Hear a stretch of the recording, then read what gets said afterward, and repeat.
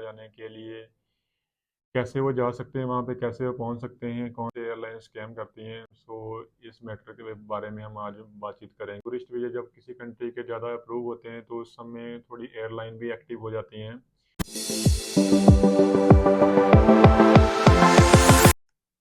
नमस्कार, मैं Sukhdev Singh, visa portal immigration consultant से। जी फिर हाजिर हैं एक नई वीडियो लेके। इस वीडियो में हम बातचीत करेंगे जिन बच्चों के कनाडा के वीज़े आए हुए हैं। उन्होंने कनाडा जाना है, या जिन क्लाइंट्स के वीज़े आए हुए हैं कनाडा के, जो उनके टूरिस्ट वीज़े उन्होंने अप्रूव करवाए हुए हैं, उन्होंने कनाडा जाना है, तो कनाडा जाने के लिए कैसे वो जा सकते हैं वहाँ पे, कैसे वो पहुँच सकते हैं, कौन सी एयरलाइन किनको टिकट करानी चाहिए, कैसे एयरलाइन स्कैम करती हैं। इस मैटर के बारे में हम आज बातचीत करेंगे। अगर आप भी मेरे यूट्यूब चैनल पे पहली बार आए हैं तो चैनल को सब्सक्राइब करिए, वीडियो को लाइक करिए, शेयर करिए, कमेंट करिए। शुरू करते हैं आज के टॉपिक के ऊपर बातचीत। आज के टाइम में जो ट्रेंड चल रहा है कि कनाडा के बहुत सारे टूरिस्ट वीज़े अप्रूव हो रहे हैं। टूरिस्ट वीज़े जब किसी कंट्री के ज़्यादा अप्रूव होते हैं तो उस समय थोड़ी एयरलाइन भी एक्टिव हो जाती हैं।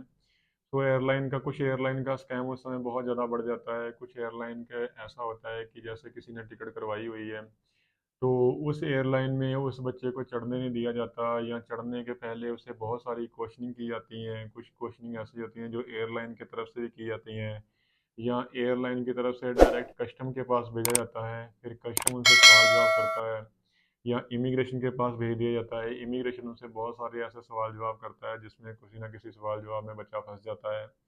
तो वहाँ से क्या होता है कि आपको बोर्डिंग नहीं करने दिया जाता।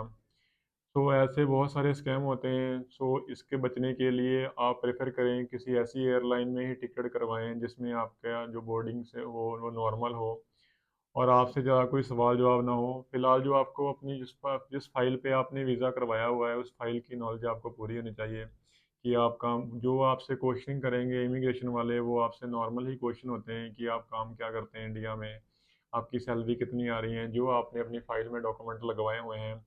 उसी फ़ाइल के डॉक्यूमेंट के बिहाफ़ पे आपसे क्वेश्चनिंग होगी और आपको वही जवाब देने हैं।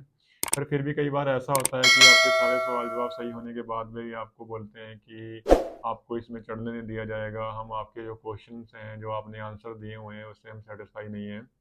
ऐसे बहुत सारे स्कैम होते हैं। इससे बचने के लिए अगर आप कनाडा जा रहे हैं या कनाडा जाने का प्लान बना रहे हैं, या किसी ऐसी कंट्री में जाना चाहते हैं जिसका वीज़ा आपने लिया हुआ है, वीज़ा मिलने के बाद में आपको प्रिपेयर करना होता है कि आपने लगेज कितना लेके जाना है, कैसे-कैसे आपने जाना है, कौन-सी एयरलाइन की आपने टिकट करवानी है। तो कुछ एयरलाइन ऐसी हैं जिसके बारे में हम आज डिस्कस करेंगे।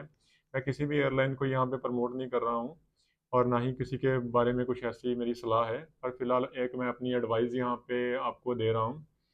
कुछ बच्चों के जैसे रिव्यू आए थे कि एयर इंडिया में उन्होंने फ़्लाइट बुक करवाई थी, तो उनको काफ़ी कुछ वहाँ पे जैसे फेस करना पड़ा। तो ऐसा होता है कि जैसे आप कुछ ऐसी पे एयरलाइन हैं जिनकी ज़्यादा टिकट होने लगती हैं, या ज़्यादा उसमें प्रेफ़रेंस देने लगते हैं हम लोग, तो उस समय एयरलाइन क्या है, तो क्वेश्चनिंग वगैरह ज़्यादा बढ़ा देती है। आप इस समय हमेशा ये ध्यान रखें कि ऐसी एयरलाइन की टिकट करवाएँ कि जहाँ पे आपकी बोर्डिंग नॉर्मल हो जाए। अगर आप इस समय कनाडा प्लान कर रहे हैं तो मैं आपको यही बोलूँगा कि आप वाया यूरोप होके किसी भी एयरलाइन को आप प्रेफ़र कर सकते हैं। एयर इंडिया को आप ज़्यादा प्रेफ़र मत कीजिए यहाँ पे, क्योंकि उस पे क्वेश्चनिंग आपसे ज़्यादा हो रही है आज के टाइम पे। अगर आपने डायरेक्ट इंडिया से फ़्लाइट करवानी है तो आप एयर इंडिया ले सकते हैं।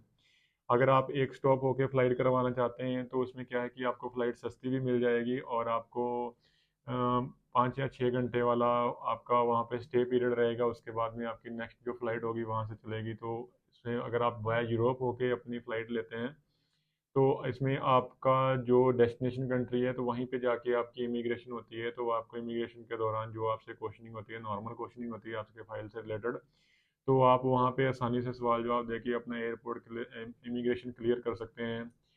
और उसके बाद में अगर आपसे कोई भी ऐसे क्वेश्चन पूछे जाते हैं जिसका आप जवाब देने में उस समय आपको डिफ़िकल्टी महसूस होती है कि आप उसका जवाब नहीं दे सकते, तो उस समय आप शक के दायरे में आते हैं। आपको मैं यही बोलना चाहूँगा कि जब भी आप फ़ॉरेन कंट्री में विज़िट करें तो अपने आप को पहले से प्रिपेयर करें। आपसे जो भी सवाल जवाब हो सकते हैं, उसके बारे में आपको जानकारी होनी चाहिए। अगर आप वाया यूरोप होके अपनी फ़्लाइट जो लेते हैं तो वो उसमें बढ़िया रहता है, क्योंकि किसी भी कंट्री के जब वीज़े ज़्यादा अप्रूव होते हैं तो एयरलाइन उस समय एक्टिव होती हैं। कुछ टाइम पहले जब न्यूज़ीलैंड के वीज़े बहुत ज़्यादा अप्रूव हुए थे, तो उस समय एयरलाइन एक्टिव हो गई थी, बहुत सारे बंदों को इमिग्रेशन की वजह से यहाँ से चढ़ने नहीं दिया गया, दिल्ली से चढ़ने नहीं दिया गया। तो उस समय आपने बहुत ही ख़ास करके ध्यान रखना है कि आपने जिस फ़्लाइट की टिकट करवा रहे हैं, वो फ़्लाइट आपकी वाया कहाँ से होके जा रही है, उस पे कितने घंटे का आपका स्टॉप है और कि कौन-कौन सा वे रहेंगे, किस वे से आप जा सकते हैं। सो बहुत सारी चीज़ें हैं जो आपको ध्यान में रखनी होती हैं। सो इसके बाद में हम बात करेंगे कि वीज़ा आने के बाद आपने जो लगेज लेके जाना है, वो कितना लेके जाना है ना? क्या-क्या आपको चीज़ों की ज़रूरत है, जैसे आप होटल बुकिंग के बेस पे जा रहे हैं, आपका 7 दिन का होटल बुक है या 10 दिन का होटल बुक है, तो आपने अपना जो लगेज लेके जाना है, वो उसी हिसाब से लेके जाना है कि आपका उतने दिन का ही सामान उसमें होना चाहिए। ये नहीं कि आपने 10 दिन के लिए जा रहे हैं और आपने 30 केजी वाला बैग्स तैयार कर लिए है ना, 23 केजी वाले बैग्स तैयार कर लिए और उसमें आपने इतना सामान डाल दिया कि जो आपकी वो ज़रूरत का भी नहीं है वहाँ पे। तो ऐसी चीज़ों से कृपया बचें। सो इसके बाद में हम बातचीत करते हैं कि अगर आप अपनी फ़ाइल लगवाना चाह रहे हैं या आपका वीज़ा आ गया है, तो इसके बारे में अगर आपने ज़्यादा कोई हेल्प चाहिए हो, तो आप स्क्रीन पे दिए हुए नंबरों पे कॉल करके भी जानकारी प्राप्त कर सकते हैं। अगर आपको फ़ाइल रिलेटेड कोई इश्यू आ रहा है या कोई जानकारी चाहते हैं, तो आप हमारे ऑफ़िस में विज़िट कर सकते हैं। हमारे ऑफ़िस का पता है visa portal immigration consultants private limited, super market, Kanpur, Pilibhit, Uttar Pradesh. So इस पते पे आके भी आप जानकारी प्राप्त कर सकते हैं। सो आज की वीडियो में इतना ही। धन्यवाद।